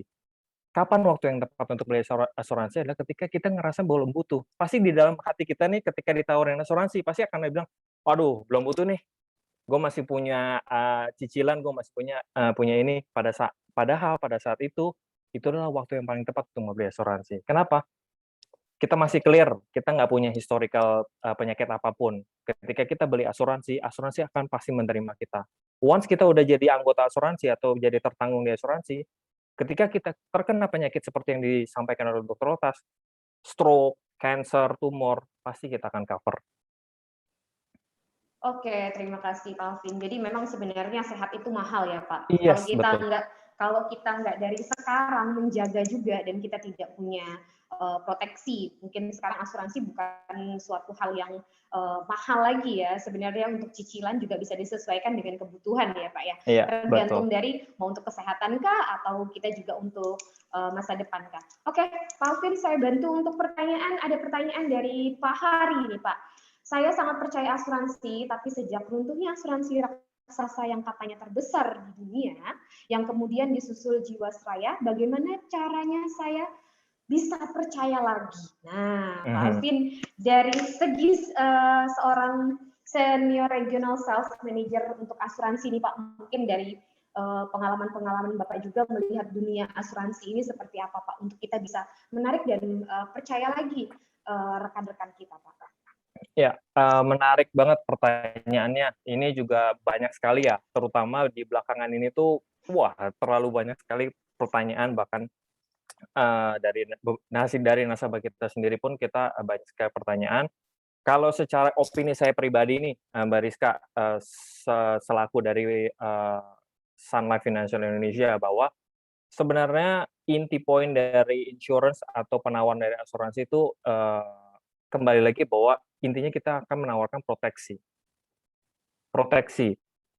jiwa, proteksi kesehatan, dan beberapa mungkin yang dimaksud oleh Pak Hari adalah ada penyimpangan pada saat penjualannya, dan itulah yang Sun Life ingin tonjolkan dengan Nobu, bahwa kita berpartner dengan salah satu bank terkemuka di Indonesia, yaitu Bank Nasional Nobu, akan mengajak beberapa tim untuk menjual secara benar. Kami sangat berkomitmen untuk bisa menjual dan paling menonjolkan di depan adalah kesehatannya, proteksi kesehatannya.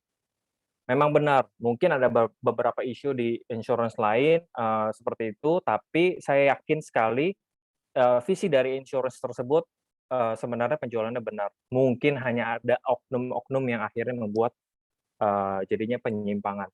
Tapi secara visual untuk visi dan misinya insurance tetap sama, Mbak Rizka.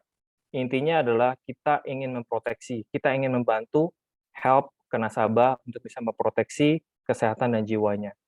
Unit link, mungkin ini lebih spesifik unit link, termasuk prime solution juga unit link. Unit link adalah sebuah bonus. Bonus nilai tunai yang dibentuk dari nilai premi yang dibayarkan oleh nasabah, yang gunanya nantinya bisa menjadi simpanan, yang nanti gunanya bisa menjadi legasi, yang nantinya juga bisa digunakan sebagai sisa premi yang bisa membayar sampai dengan usia 88 tahun kalau di produk Prime Solution. Jadi sebenarnya kalau dari bagaimana cara menimbulkan kepercayaan lagi kepada nasabah, tentunya kami punya tim, dibantu juga dari tim Nobu sebagai tim banking yang tentunya mempunyai relationship yang dekat dengan para nasabah, dengan tim Sun Life di cabang, itu kolaborasi, kita saling membantu untuk bisa memberikan lagi kepercayaan bahwa, Pak, nggak usah takut untuk membeli produk Sun Life, kami menjual proteksi, kami menjual proteksi kesehatan dan jiwa. Jadi integritas kami dari pihak Sun Life dan Nobu juga bisa dijadikan patokan dari setiap nasabah. Gitu. Mbak Rizka. Baik, terima kasih banyak Pak Alvin. Jadi sebenarnya kan untuk asuransi ini pilihan ya Pak setiap orang Betul. ya. Tapi kembali lagi bagaimana kita sebagai bagian dari insurance itu bisa memberikan dan meyakinkan bagaimana sih nasabah kita bisa memilih kita apa yang menjadi jaminan dari kita, gitu ya Pak ya. Ya. Baik, Pak Alvin, pada dasarnya kalau untuk Sun Life sendiri ini pertanyaan juga dari nasabah kita ini ya Pak. Penyakit bawaan lahir atau genetik itu apakah di-cover? Seperti tadi ya Pak, kayak penyakit komorbid ya Pak ya. Dan juga banyak juga informasi terkait sedang COVID saat ini nih Pak. Nggak semua asuransi bisa meng-cover jika dia bergejala. Apalagi kan sekarang pemerintah benar-benar membatasi pengcoveran atas COVID tersebut gitu. Nah, kalau dari Sun Life sendiri gimana Pak? Mungkin ada sesuatu hal yang, dia di-cover sih COVID-nya jika apa gitu. Nah, nanti saya juga minta kepada Pak Alvin secara singkat setelah pertanyaan 2 ini, apa sih yang menjadi keunggulan dari Sun Life dan mengapa orang harus membeli Sun Life ini?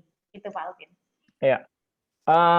Pertanyaan yang paling pertama mungkin kalau penyakit bawaan lahir atau genetik itu saya belum bisa memastikan. Jadi dari tim insurance biasanya itu harus memeriksa dahulu dari tim underwriting.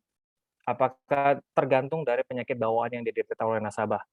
Itu kita mesti cek bareng-bareng. Jadi ada beberapa penyakit bawaan yang masih bisa di-cover, mungkin dengan beberapa pengecualian, atau ada beberapa penyakit bawaan yang memang sudah sama sekali nggak bisa di-cover.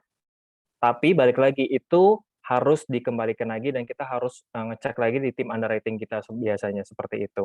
Kalau untuk penyakit bawaan, memang kalau penyakit bawaan kan nggak bisa terhindari bahwa sudah ada sejak lahir dan itu memang harus masuk ke penilaian di tim underwriting kita, Mbak Rizka. Tapi kalau misalkan ditanya atau apakah untuk penderita pasien COVID sangat bisa full cover, kita sih bisa jawab bahwa yes. Kita bisa full cover. Bahkan kemarin pun kita sempat mengikuti kebijakan pemerintah, kita bisa isolasi mandiri lewat dari beberapa hotel ataupun rekanan yang dari pemerintah untuk isolasi mandirinya, karena rumah sakit kemarin kan sempat full.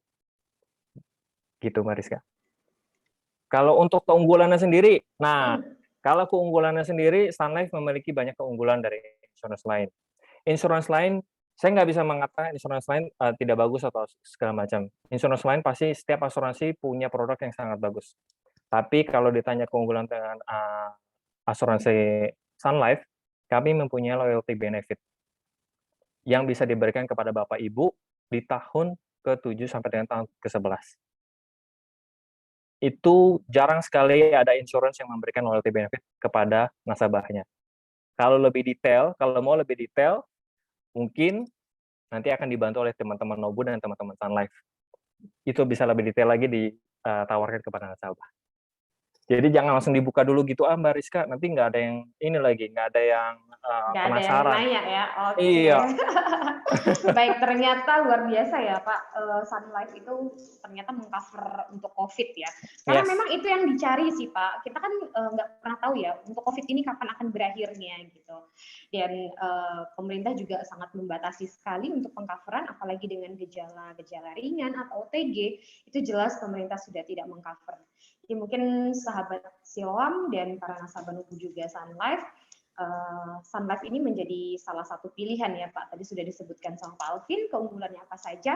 Nah, tapi kalau ingin kepoin terus-menerus apa sih manfaat dari Sun Life ini, langsung kontak-kontak tim Sun Life dan Nobu ya Pak. Kalau saja dibocorkan sekarang nggak seru dong ya. Nggak seru ya.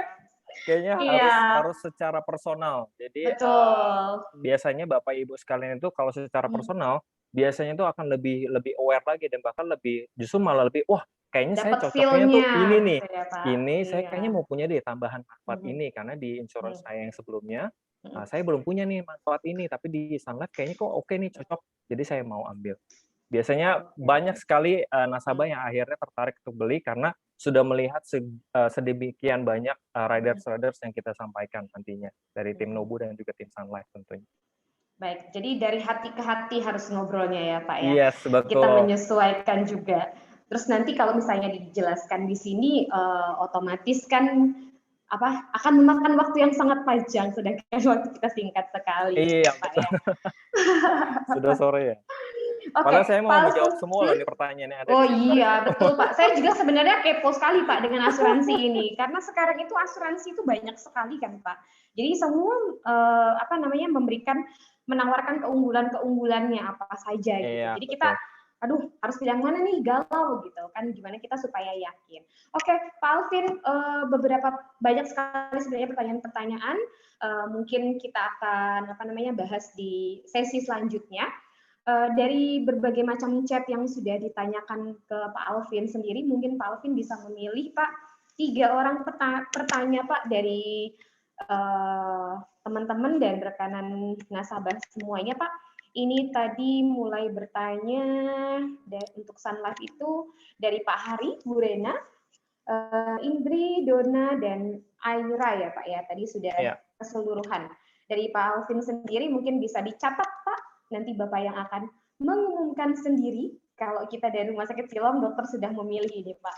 Oh oke. Saya memilih Iya. 1 ya berarti ya. 3 berarti Pak. Oh 3. Iya, 3. Nanti Bapak bisa kasih untuk 3 penanyanya. Maaf Pak, ini untuk dari 2 Pak, 2. 2 ya. Iya. 2, nanti Pak Alvin dirahasiakan dulu. Nanti Oke. kita jeng. Boleh saya bocorkan sedikit Pak, nanti untuk hadiahnya apa ini? Oh boleh dong. Boleh, Oke. boleh. Baik, nanti untuk dari sahabat Siloam semuanya yang sudah bergabung atau nasabah Nobu dan Sun Life, nanti untuk 2 penanya yang akan dipilih oleh Dr. Lothar, yaitu mendapatkan tes swab antigen dan goodie bag cantik dari Nobu. Untuk swab antigen ini saat kita memilih bisa digunakan 2 minggu dari sekarang, kita buka 24 jam dalam 7 hari. Batas terakhir berarti tanggal 12 Juni kalau 2 minggu ya Pak ya. Terus nanti ada goodie bag juga dari Nobu, bisa diambil di Nobu juga, Nobu Siloam di Lipo Plaza tepatnya. Dan juga 2 penanya dari Sun Life tadi mendapatkan hadiah voucher Sun Life dan goodie bag cantik juga dari Nobu. Aduh, saya boleh dapat juga nggak ya? Oke, mungkin sambil menunggu Pak Alvin memilih, Dr. Lothar sudah siap menyebutkan pemenangnya siapa dokter? Ya. Oke, silakan dok. Yang pertama jatuh kepada pertama pertanyaan yang akun atas nama Meita Sulistriawati. Oke, Ibu Meita ya, Ibu Meita Sulistriawati. Oke, yang kedua dokter? Yang kedua adalah sebentar ya, Baik dok. Pilih-pilih dok yang menurut dokter menarik. Atas nama Nobu Jember. Weh, Nobu Jember mau ke sini jauh banget dok. Berarti harus main ke Siloam ya dok ya. Harus ke Jogja ya dok ya. Nobu Jember ini Adi Cahyono. Oh, dari Adi Cahyono ya. Nah, ini gimana ini nih? Kalau mendapatkan swab antigen berarti Bapak harus ke Siloam Jogja ini, Pak. Kalian jalan-jalan. Siloam Jogja. Sekalian jalan-jalan ya. Baik, sudah 2 itu saja, dokter? Ya, Mbak Rizka. Ya. Oke. Kalau dari Pak Alvin sudah dapat, Pak? Sudah, Mbak Rizka. Oke, baik. Boleh, Pak? Ya, yang pertama tentunya Pak Hari. Waduh, Karena saya Pak tertarik Hari. banget nih, saya justru malah mau diskusi sama Pak Hari sebenarnya. Iya. Boleh, Pak, Kalau nanti saya lihat dari tinggalkan pertanyaannya, saya teleponnya pengen ya. banget diskusi sama Pak Hari nih. Kayaknya ini diskusinya harus Dari hati ke heart to hati. heart. Iya. Dari hati ke hati. Pak Hari, nanti dari tim Nobu aku minta tolong ya, untuk pengiriman vouchernya. Nanti ini vouchernya dari Sun Life akan diberikan voucher GoPay. Mungkin nanti aku minta nomor GoPay-nya untuk Pak Hari, dan yang kedua adalah untuk Ibu Indri. Ibu Indri ya. Iya. Oke, dapat voucher GoPay juga ya, dokter ya. Iya. Pak Alvin gitu. Baik, untuk dari pemenang yang dipilih oleh Dr. Lotar tadi, saya akan mencantumkan nomor 0812-15534757. Itu adalah nomor admin marketing kami. Nanti Bapak Ibu sekalian yang tadi sudah disebutkan oleh Dr. Lotar, yaitu Ibu Meita dan dari Nobu Jember ya, bisa menghubungi administrasi kami. Nanti akan kami bantu untuk pengambilan hadiahnya beserta gift menarik dari Nobu. Mungkin itu ya, Dr. Lotar dan Pak Alvin ya.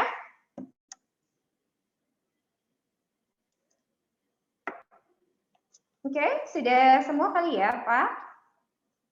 Oke, baik, mungkin waktu kita sudah sudah sampai di sini, padahal sebenarnya banyak sekali yang mau kita bahas ya. Kayaknya waktu 2 jam lebih ini masih kurang untuk membahas hal-hal yang berkaitan dengan kesehatan, asuransi, dan itu sangat menarik sekali. Dan karena kaitannya ini benar-benar. Mbak Rizka, ya, sorry banget. Saya mau nambahin satu dong hadiah dari Sun Life untuk Bapak Air Pria Quick. Oke. Untuk karena beliau? karena pertanyaannya oke banget, dan nanti kalau boleh saya juga mau diskusi sama Pak Hari. Kayaknya boleh. Jadi saya pengen banyak banget diskusi ini sama Pak Hari, sama Pak Arya. Kayaknya ada berbagai macam hal yang bisa kita diskusikan bareng, kita bisa ngobrol bareng.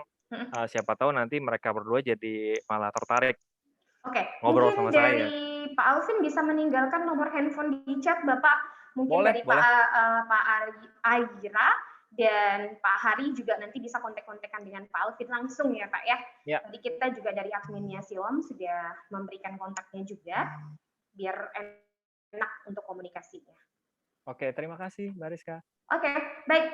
Terima kasih banyak untuk Dr. Lotar selaku narasumber dari Rumah Sakit Siloam Jogja, dan juga terima kasih kepada Pak Alvin, dan juga saya mengucapkan terima kasih banyak kepada Pak Andi Samuel Silas selaku Branch Manager dari Nobu Bali, sahabat-sahabat Siloam semuanya, nasabah Nobu dan juga Sun Life. Sebelum kita menutup acara, saya minta yang belum open cam, boleh open cam dulu. Kita akan berfoto bersama mungkin ya Pak untuk kenang-kenangan dari kegiatan Nobu ini. Boleh open cam dulu? Iya, oke. Silakan open cam dulu. Rambutnya yang kusut dirapi-rapikan, yang belum bermasker boleh pakai masker, yang nggak pakai masker boleh, nggak apa-apa juga. Oke, sudah siap ya? Oke, hitungan ketiga ya. Oke, 1, 2, 3. Oke, sekali lagi untuk slide yang selanjutnya. 1, 2, 3. Oke, untuk slide selanjutnya kita ada 6 slide. Oke, 1, 2, 3. Baik, selanjutnya untuk slide keempat. 1, 2, 3. Baik. Untuk slide kelima. Cheese ya, senyum. 1, 2, 3. Oke, untuk slide terakhir, yang slide 6, boleh? 1, 2, 3. Oke, baik semuanya. Sekali lagi saya mengucapkan terima kasih banyak untuk para nasabah Nobu, Sun Life, dan sahabat Siloam semuanya yang sudah bergabung. Sekali lagi juga saya mengucapkan banyak terima kasih kepada Ibu Siti Nur Tata Rizky selaku CEO Rumah Sakit Siloam, Dr. Erik selaku Direktur, Pak Andi Samuel Silas, Branch Manager Nobu Bali, dan Ibu Rosvita, Dr. Lothar, dan Pak Alvin yang sudah memberikan materi yang sangat luar biasa. Kita akan berjumpa lagi dalam kegiatan-kegiatan webinar selanjutnya bersama tim Nobu dan Sun Life. Saya mendoakan Bapak Ibu sekalian semuanya sehat walafiat. Oke, sampai jumpa kembali. Salam sehat. Terima kasih. Selamat malam. Terima kasih. Selamat malam. Selamat malam. Terima kasih Dr. Lothar, terima kasih Bu Rizka, Pak. Terima kasih Bu Ris. Semuanya sehat semuanya. Amin. Terima kasih Terima semuanya.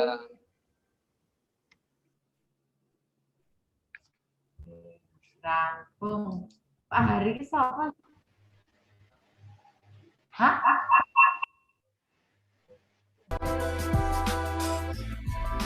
Siloam Hospitals Yogyakarta siap melayani Anda.